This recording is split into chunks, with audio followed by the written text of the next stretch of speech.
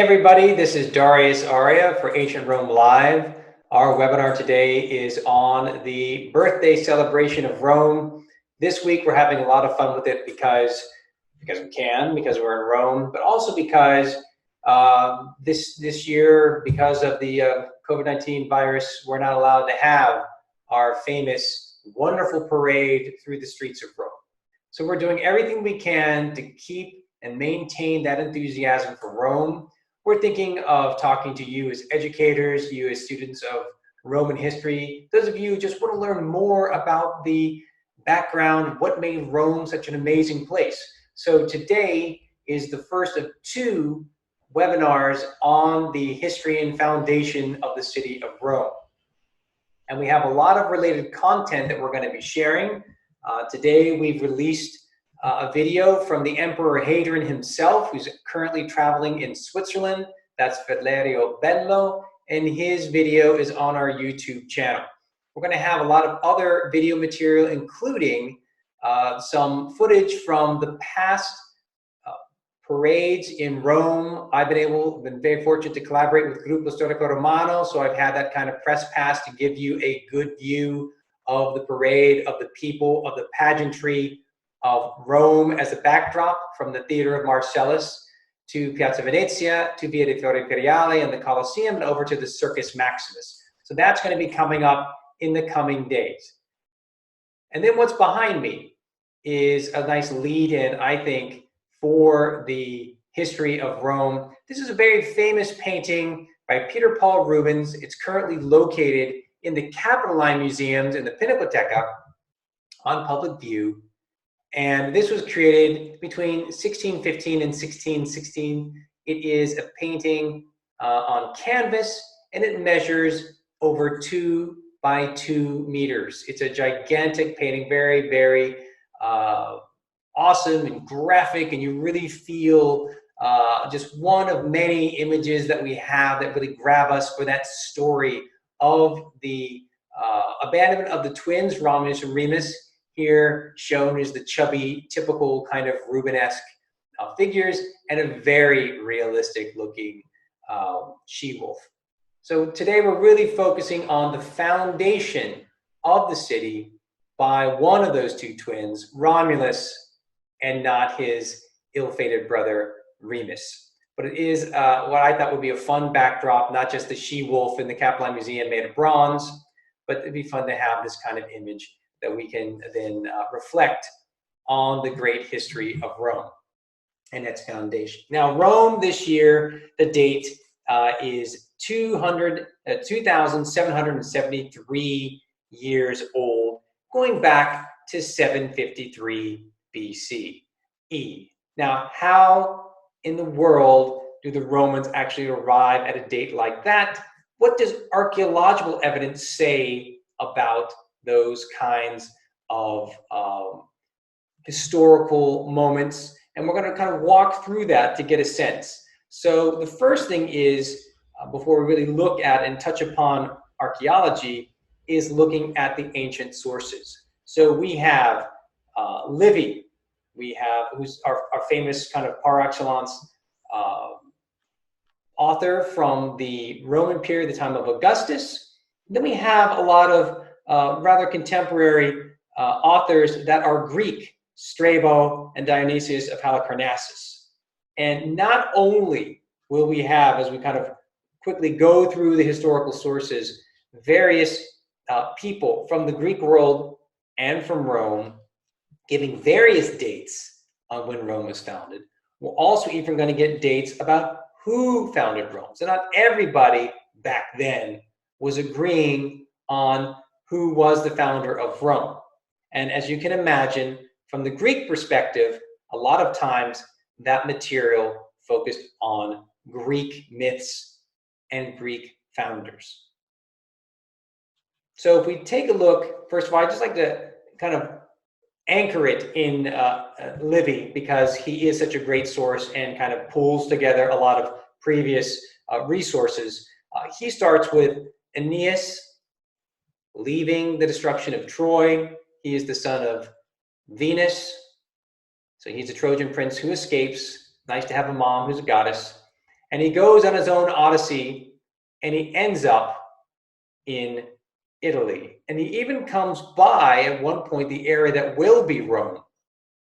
And he's not there by himself. He comes across Evander, who's a Greek, who's already settled in that area, who then tells him of the story that as he's himself, Evander and his Greek refugees were already settling in the area, they were beset upon by a creature named Kakos, but luckily Hercules, on his labors, on his 12 labors, passes by with cattle that he's bringing back from Spain, taking back to Greece, who then drives away and kills the creature that was harassing the Greeks, but also stealing some of Hercules' cattle. And they erected to him the Aura Maxima, which you find today, the remains of which somewhere in the Forum Boarum, possibly attributed to the structure underneath Santa Maria in Cosmede.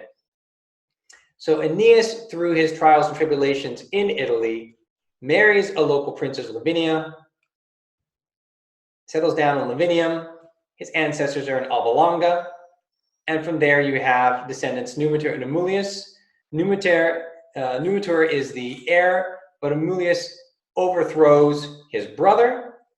And a prophecy says that Numitor's daughter, Rhea Silvia, some of this might start to ring a bell, was destined to overthrow him. So he makes her a Vestal Virgin, so she can't have any children, so she can't get pregnant. But Mars finds her anyways, falls in love with her, gets her pregnant. She gives birth to twins, the gentleman behind me, probably not with blonde hair. And so as to remain respectful of the deities, he doesn't outright kill these kids. He has them abandoned. They float down the Tiber River, a la Moses, and are then washed ashore in a little basket, discovered by a she-wolf and suckled, fed by a woodpecker that actually is in the painting behind me, but not visible in the scene. And then finally they're stumbled upon and found by a local shepherd, Faustulus. And finally they're adopted by him and his wife, Acca Laurentia.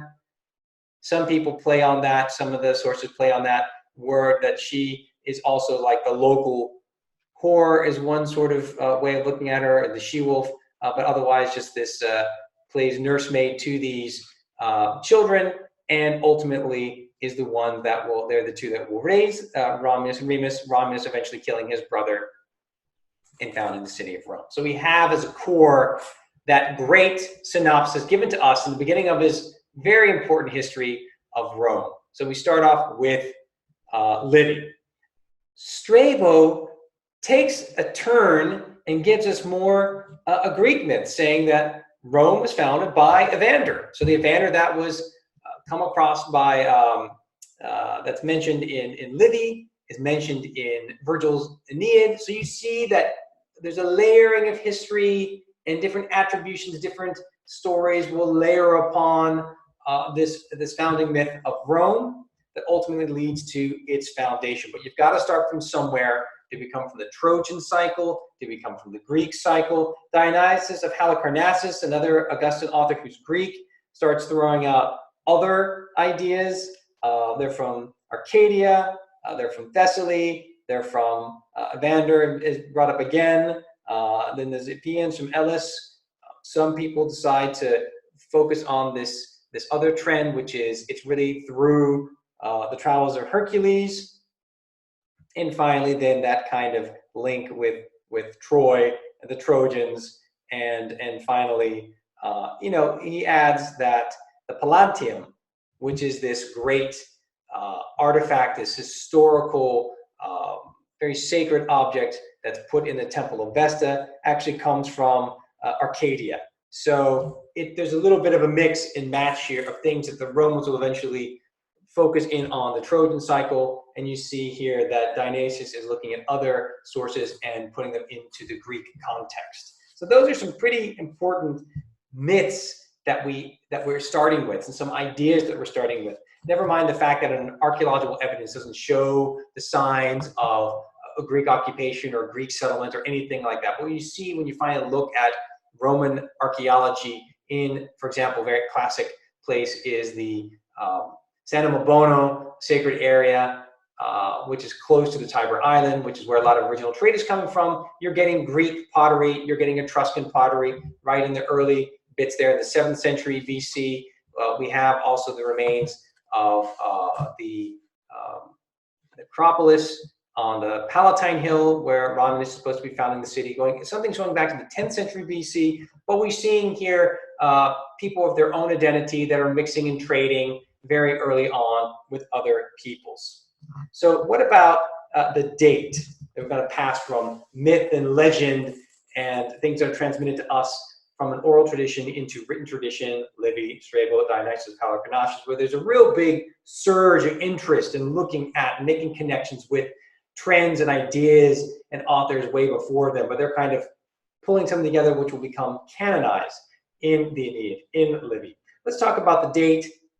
And of course, the Romans and the Greeks their time frame and measurement was, for the Romans in particular, was from the who was the consul, and of course from the Greeks, the famous thing was to match things, measure things according to from the time of the first Olympiad. So those are two different systems. Then finally, when it comes down to us, and we're arriving in the 753 BCE, that's after you've done some conversion and so forth. But we do have, when it comes down to raw, hard numbers, the Greek historian Timaeus says that Rome was founded in 814 BCE. Quintus Fabius Pictor, I like this guy a lot. He's the first one writing the history of Rome in Latin versus in Greek, and he says it's 748 BCE. Cato the Elder in the 2nd century BCE was talking about it around 752. You have Varro, who's going to be a very important person in the time of Julius Caesar. He's starting to really hone in on a tighter number and a number that becomes more familiar with us, 753 BCE. And that kind of it wins the day, let's say, and then we have it continuing in the Augustan literature.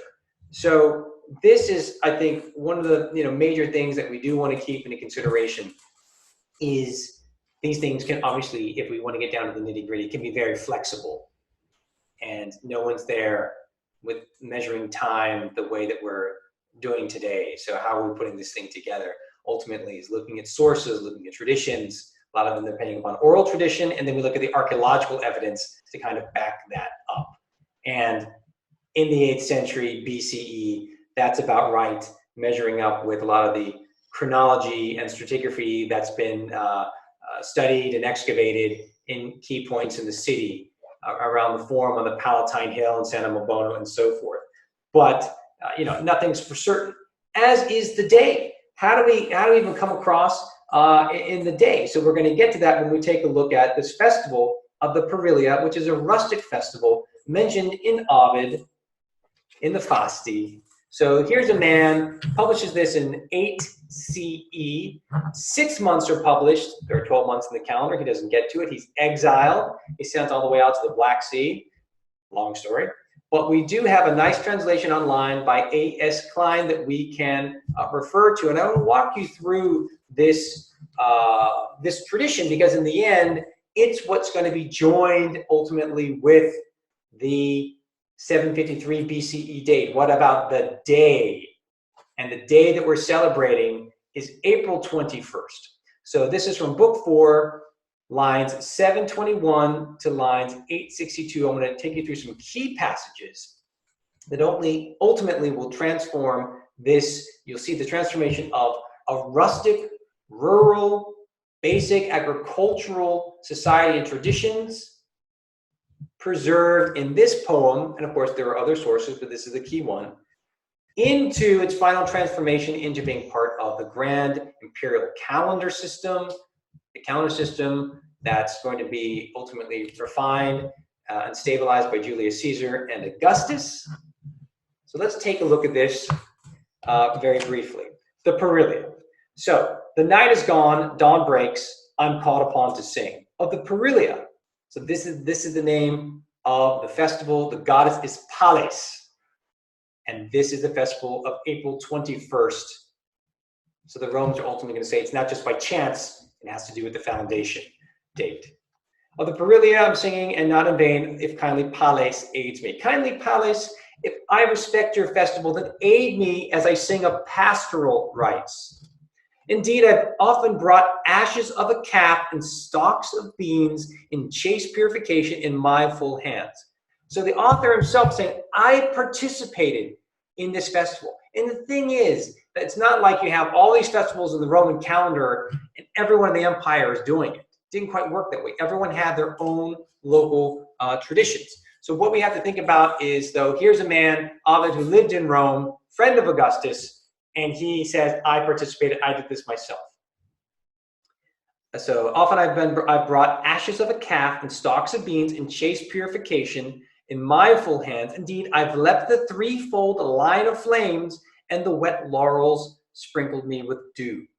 The goddess moved, blesses my work. My ship set sail, my favorable winds fill my sails. Go, people, bring fumigants from the Virgin's altar. Vesta will grant them.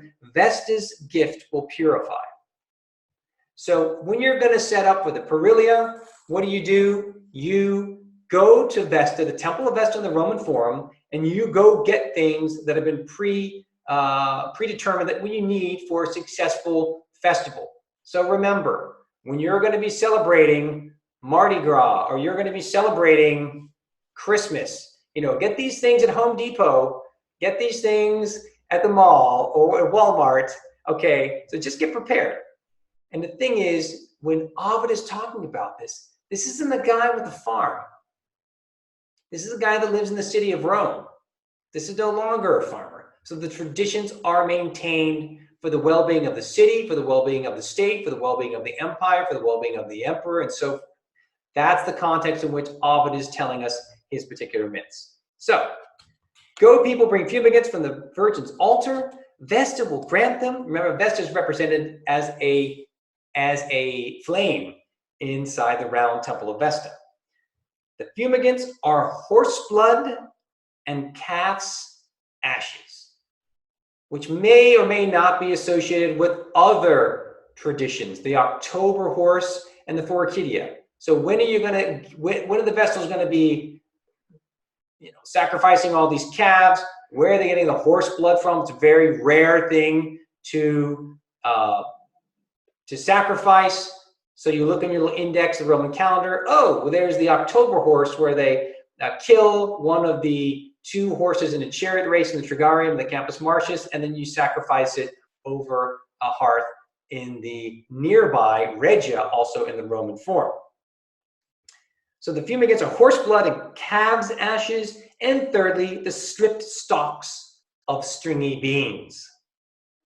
So, shepherd, purify your sated sheep at twilight. So it's all about purifying the stalls where your sheep are kept. Now, first, sprinkle the ground with water and sweep it, and decorate the sheepfold with leaves and branches. Hide the festive door with a trailing garland. Make dark smoke with pure burning sulfur, and let the sheep bleat in contact with the smoke.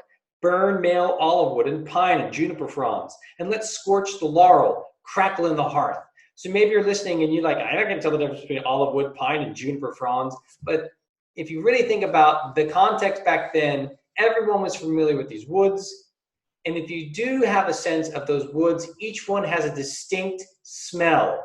So you can imagine as you burn them, the different kind of the nice aroma that's going to be coming out. Let scorched laurel crackle in the hearth. And remember, he mentioned before burning sulfur. Think about the sterilization process of that. Let a basket of millet keep the millet cakes company. The rural goddess particularly loves that food. Add meats in a pail of her milk.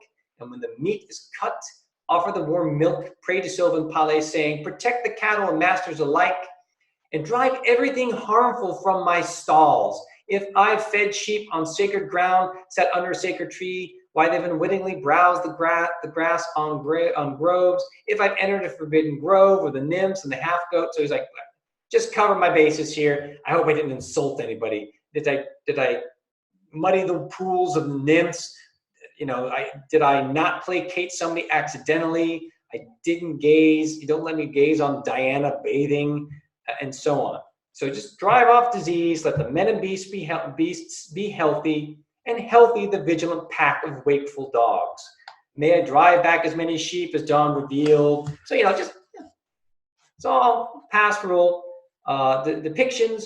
And water to wash the body, water to drink. May I press full udders. May my cheeses bring me money. Yeah, they ate cheese a lot. Let the ram be lusty, his mate conceive and bear. May there be many a lamb in my fold. Let the wool prove soft. So you know, all these things that really reflect life in the countryside. Let my prayer be granted, and every year we'll make huge cakes for Pales, mistress of the shepherds. May the goddess in this way, please the goddess in this way 4 ways. 4 times facing east, say the words and wash your hands with fresh dew. So not just tap water here, we're talking fresh dew. Then set a wooden dish to be your mixing bowl and drink the creamy milk and the purple must. Then leap with nimble feet and straining thighs over the crackling heaps of burning straw. So he said, I have done this myself. I have jumped over 3 times burning straw. You know, so go figure, right? So here's the custom. I must tell the origin. So he starts to walk you through. This is what Ovid does. It's like, so these are all a bunch of weird things. What the heck's going on here? Let's unpack. So one thing he says, I think it has to do with Phaeton and Deucalion's flood. Some say too that once the shepherds struck stones together, a spark suddenly leapt out. The first died, but the second was set fire to straw. Is this the basis for the fires of the Parilia? Then he takes it back a bit. Then he takes it back to foundation stuff. Or is the custom due rather to Aeneas' piety?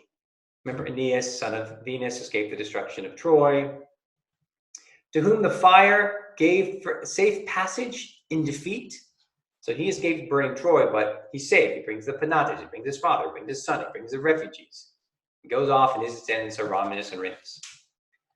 Or is this nearer the truth? That when Rome was founded, they were commanded to move the lares to their new homes. In changing homes, the farmers set fire to the houses, and to the cottages they were about to abandon, they and the cattle leaping through the flames, as happens even now on Rome's birthday. That subject itself is a matter for a poet. We have come to the city's founding. Great Quirinius, witness your deeds. Quirinius is the deified version of Romulus. Amulius, we already talked about him, had already been punished, and all the shepherd folk were subject to the twins who agreed to gather the men together to build walls. Bum, bum, bum, the walls of Rome. And that's the moment in which Romulus is going to kill Remus. Romulus said, no need to fight about it. Great faith is placed in birds. Let's judge by birds. That seemed fine. One tried the rocks on the wooded Palatine, that's Romulus. The other climbed at dawn on the Aventine summit, that's Remus. Remus saw 6 birds, Romulus saw 12 in a row. They stuck to the pact, and Romulus was granted the city. So this is going to be a different story of how Remus is killed, because here, hey, they're buddies, they're friends. Hey, you lost, I won. It's no big deal. The day was chosen for him to mark out the walls with a plow. The festival of Pales was near. The work was started then. So that's really what it comes down to for Ovid. If I'm going to really come down to all these different theories, the flood, Phaeton, Aeneas, let's go with Romulus founding the city. Just happened to be on the day of the Pales Parilia festival, which I guess it already pre-existed Romulus and Remus. They trenched to the solid rock, threw fruits of the harvest into its depths, with soil from the ground nearby. The ditch was filled with earth and topped with an altar, and a fire was duly kindled on the new-made hearth. Then bearing down the plow handle, he marked the walls. The yoke was borne by a white cow and a snowy ox. So spoke the king, be with me as I found my city, Jupiter, Father Mars, and Mother Vesta, all you gods whom piety summons. Take note, let my work be done beneath your auspices. Let it last long and rule a conquered world, all subject from the rising to the setting day. Jupiter added his omen to Romulus' prayer, with thunder on the left and lightning flashed leftward on the sky. Delighted by this, the citizens laid foundations and new walls were quickly raised. And then you've got this moment when a certain Keller, whom Romulus named, said, build the wall, make sure no one infringes upon it, and kill whoever dares. And Romulus began to mock the low walls, saying, the people are going to be safe behind this. Keller killed him. So hit him with a shovel. So this is how it kind of ends. So they're going to have a funeral for Remus, and they're holding back their tears, but finally, when they're cremating him, farewell, my brother, taken against my will, and he anointed the body for burning. Faustus and Acca her hair loosened in mourning, did as he did, and then they wept for the youth. So you have finally the pyre wet by their tears was lit. So again, you have this kind of contrast with the wetness and the flame, kind of like the dew, the flame, the Parilia festival, and so forth. Rule all and be ever subject to mighty Caesar, and may you often own too many of that name. And as long as you stand sublime in a conquered world, may all others fail to reach your shoulders. Now, let's bring it a little closer to home. So some real politicking in late Republican Rome. When the Battle of Munda was won, the news of that victory, a big victory for Julius Caesar, arrived into Rome at 45 BCE on the day of the Parilia. So games were added to the Parilia, and people indeed even celebrated by wearing crowns, crowning in that sense, the victor, Julius Caesar. Fast forward in time to imperial Rome, fast forward in time to Hadrian, when he founded the Temple of Venus in Rome in 121 CE. What day did he do it on? The birthday of Rome, 21 April. And finally, think about the Pantheon today of Hadrian, say Trajan and Hadrian. Trajan probably started it. The sunlight hits the doorway. I'll be sharing a video on that. I've been there on many occasions. This year is probably not the case because we're still in lockdown. But on the 21st of April or thereabouts, think about the solar calendar, the solstice, the equinox, and so forth. But think about 21st of April. It's a very important month for the Romans. Life is changing. It's spring. It's sacred to Venus. You see the planet Venus shining brighter than a star right now in the sky in Rome. And the doorway of the Pantheon is struck only on that day in such a way, and it is absolutely magnificent. Another way in which we and the Romans recall the foundation of Rome on the 21st of April. We have the parade usually. This year we do not. We are going to be offering virtual or videos of past festivals. They're long. It's going to be 40 and 30 minutes. So watch all you want. You'll feel like you're there because you've got a front row seat with me. And we're going to be celebrating a lot more. On Wednesday, we have the kids seminar on this topic as well, the foundation of Rome. We also will bring you many other conversations with a number of colleagues throughout the world. We've already put up a video today of Valerio Bello, who's speaking in Italian. I've translated into English. He is standing in the Swiss Alps, and he is celebrating in his own way being close to Rome, but normally on the 21st of April, he's in Rome too. So you have a really interesting enactor who's portraying Hadrian himself and sending us good greetings to Rome. We'll bring you more of that kind of content. Another way, I think, a dynamic way to share the history of Rome. We think these are good learning opportunities for you and your students. Just give you more insight into Rome, the way it worked, and we're building out more of Ancient Rome Live in the coming weeks. So thanks for following, subscribing, and sharing.